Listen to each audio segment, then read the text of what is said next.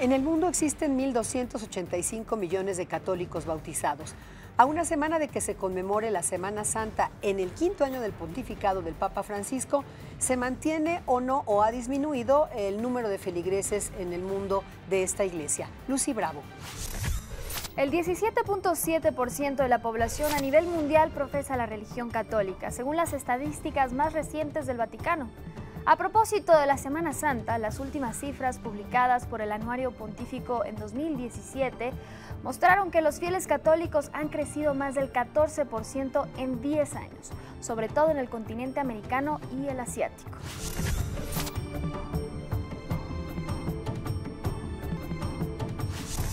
México es el segundo país del mundo con mayor número de fieles católicos, con más de 111 millones, detrás de Brasil, que registra 172.3 millones. Los siguientes países con más católicos son Filipinas, Estados Unidos, Italia, Francia, Colombia y España, entre otros.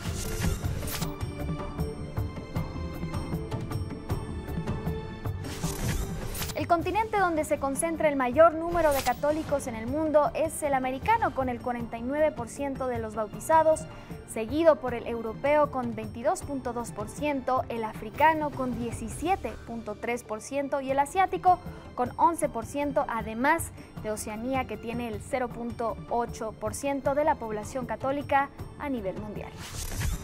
Doctor Helio Masferrer, bienvenido. ¿Cómo llega la Iglesia Católica a esta Semana Santa? En una situación muy complicada. Por un lado, muchos mexicanos son católicos y festejan la Semana Santa de distintas maneras, ¿no? Pero podemos decir que cada vez hay menos católicos que celebran la Semana Santa en términos institucionales. Esto es lo que hay que entender, porque la Iglesia Católica está en una situación muy delicada, tiene acusaciones muy fuertes en materia de pederastia, de alguna forma el nuevo cardenal, arzobispo, etcétera, de la Ciudad de México tendrá que ver qué es lo que hace para terminar de complicar el asunto. El 30 de marzo se inician las campañas electorales, entonces es una Semana Santa que suena un poco politizada. Politizada. A nivel global, el Papa Francisco tiene 5 años ya en el pontificado y se hablaba mucho de entrar a una transición hacia la Iglesia del siglo XXI, pero efectivamente hay temas como el tema de las comunidades LGBT, aunque el Papa Francisco recibió un transexual. ¿Cuál es la posición de la Iglesia y hasta dónde se ha movido? Porque al final incide en lo que pasa en la Iglesia mexicana. En general, la Iglesia Católica es bastante abierta a todas las opciones, preferencias sexuales, etc. Por un lado, mantienen un discurso de conflicto, etc. Pero, en definitiva, todo el mundo sabe que hay muchos sacerdotes que son gays, obispos, cardenales, muchos laicos que participan. Entonces, podemos decir que se manejan con una posición muy flexible. ¿Ha cambiado la llegada del Papa Francisco no solo la forma, sino el fondo, por ejemplo, en porque bueno, dices, siempre ha existido y es flexible, pero la forma la ha cambiado el Papa en cuanto definitivamente, a las comunidades LGBT? Porque él fue el primero en decir que hay gays, ¿no? El primero que pronuncia la palabra ¿quién soy yo? Dice, para juzgar a los gays. Plantea que hay que afrontar el asunto, incluso obligó a que hijos de lesbianas, matrimonios de personas del mismo sexo fueran bautizados. Toda una serie de elementos que marcan una apertura muy clara en la institución. Sin embargo, hay sectores, muchas veces son los propios sectores, lo que se llama el lobby gay dentro de la Iglesia Católica, claro, que son los que ponen más obstáculos para el asunto, ¿no? Entonces es un doble juego muy confuso y que tiene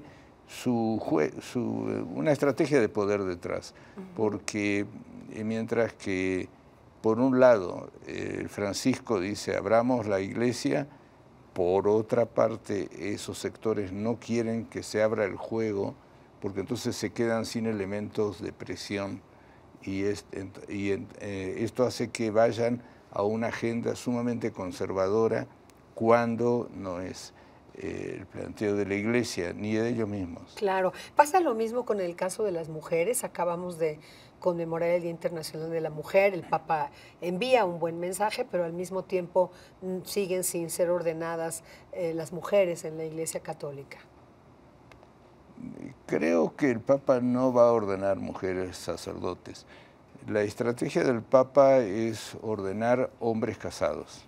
Ajá. Y esto se va a ver, se está viendo ya en el sínodo de la Amazonía.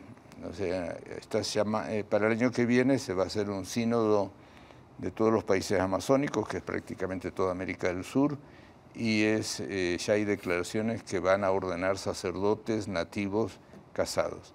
Y aquí, en el caso de la Iglesia Católica Autóctona, Chiapas y muchos lugares en zonas indígenas mexicanas, yo creo que va a haber en un futuro bastante cercano la ordenación de diáconos permanentes casados que lo van a transformar en sacerdotes. Pero muy interesante lo que nos planteas de los sacerdotes casados, que podría ser una de las grandes cosas que marcara el pontificado del Papa Francisco. Ahora bien, los divorciados católicos, ¿cómo se va a mover por ahí la Iglesia? Hay cambios muy concretos. Sí, en Amoris Laetitia, la encíclica que sacó, el parágrafo 78 y 79, prácticamente ahí retoma el concepto de Servinacui andino, que el Servinacui es una figura del mundo andino en Sudamérica que consiste en una unión estable, personas que se van a vivir juntas, que comparten el modo de vida, etcétera, y que no pasan por un matrimonio católico en el sentido de llegar de blanco a la iglesia y todo esto que estamos acostumbrados. Entonces, lo que hace ahí Francisco es retomar la interpretación de un antropólogo sacerdote jesuita, Manuel Marsal, que dice que esa pareja que están unidos en forma estable es un proceso matrimonial. Como el sacramento del matrimonio es un sacramento que se da entre los esposos, lo que dice Marsal, que fue profesor de Bergoglio, es que el sacramento se va dando en un proceso histórico de la pareja y no en un sí, acepto y todo este juramento que por ahí está vacío de contenido, porque resulta que la novia está mirando a ver que la mire salir en el video y el novio quiere estar en la foto y bla, bla, y realmente no están convencidos de hacer un matrimonio católico. Entonces, hay un cambio muy importante que ha pasado inadvertido para muchos feligreses, pero no para los expertos que lo critican muy fuerte, a los sectores conservadores lo critican muy fuerte a Bergoglio porque está abriendo esto, incluso en las instrucciones que le dio a los sacerdotes de Roma, que él es el obispo de Roma, dice abiertamente que tienen que tener una pastoral para las personas que viven en unión libre. Ese es un gran tema, el tema pastoral. Quisiera preguntarte, de los grandes temas que enfrenta y desafíos la Iglesia Católica, el asunto de la pederastia, como hablabas, nosotros acabamos de ver aquí en México el caso de un sacerdote que ha sido sentenciado a 65 años de prisión, en fin, pero ¿cómo se está moviendo el Papa Francisco? Porque con eso manda un mensaje, desde luego, a la Iglesia Católica en el mundo. Con muchas dificultades, porque hay grupos de poder dentro de la Iglesia que fueron muy fuertes durante el periodo de Juan Pablo II, que son pederastas y que están en niveles muy altos y entonces hacen un espíritu de cuerpo para impedir que realmente Francisco aplique lo de tolerancia cero. Entonces hay un juego de descalificar el trabajo de Francisco por el lado de la pederastia, pero simultáneamente es curioso que quienes han estado siempre ocultando la pederastia son ahora los que lo utilizan como una forma de golpear a Francisco.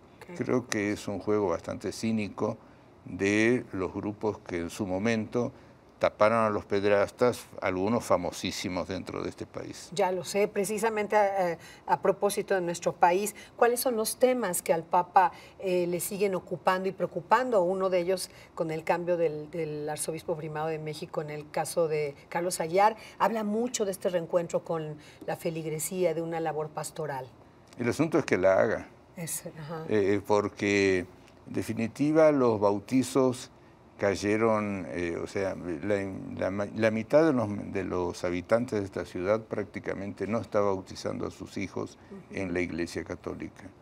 Entonces hay una crisis muy fuerte de la Iglesia Católica y ahora tiene que hacer un trabajo de base. El asunto es que lo haga y la pregunta es también si los sacerdotes que tiene están acostumbrados a hacer un trabajo con los pobres, con los desocupados, con las mujeres, o se van a espacios más cómodos, los colegios de religiosos, etcétera, y no hacen un trabajo de base. Y ahí es donde son los pentecostales quienes le comen el mandado en las zonas pobres de la ciudad, ¿no? De la ciudad y a nivel nacional. ¿Tú crees que es el mismo fenómeno, que se ha alejado la Iglesia, las jerarquías de las bases, o regionalmente hay casos donde sí hay mucho trabajo pastoral? Bueno, boicotearon el trabajo en zonas indígenas, no los dejaron hacer, etcétera. Bueno, pero la gente sigue siendo creyente y entonces va a ir a otras propuestas. Si no tiene cerca un sacerdote, pues va a ir con un pastor. Pues ese es el gran desafío para la Iglesia Católica, por lo menos en México, que está clarísimo, o el riesgo es efectivamente que cada vez vaya como ha ido digamos, la estadística va para abajo, menos feligreses católicos. Mira, pero más de otras denominaciones. Incluso los bautizos. En el año 2008 se bautizaba entre alrededor del 72%. Ahora, en el 2015, de acuerdo a las últimas cifras, se bautiza el 59% en la Iglesia Católica. Y la mitad no se quieren casar por la Iglesia, de la mitad de la Ciudad de México al menos. Doctor Masferrer, como siempre, muchísimas gracias. Algo nos dejas, mucho de reflexión para los que en esta Semana Santa por venir, pues algunos se van a festejar, ciertamente se van a pasear, pero otros tantos sí lo toman como un periodo de reflexión, y ante todo tiene que ser un periodo de reflexión de las autoridades eclesiásticas. Doctor, muchas gracias siempre. Gracias. Sin duda hay millones de creyentes, sacerdotes y religiosos que viven su fe con profundidad, pero también piden respeto y firmeza para superar la marginación, el sufrimiento y la desigualdad. Esa es la disyuntiva entre una iglesia y un liderazgo del pasado y otro del futuro que todavía no sabemos si el primer papa Latinoamérica o de la historia podrá confirmar. Esto fue A Quemarropa, nos vemos la próxima semana.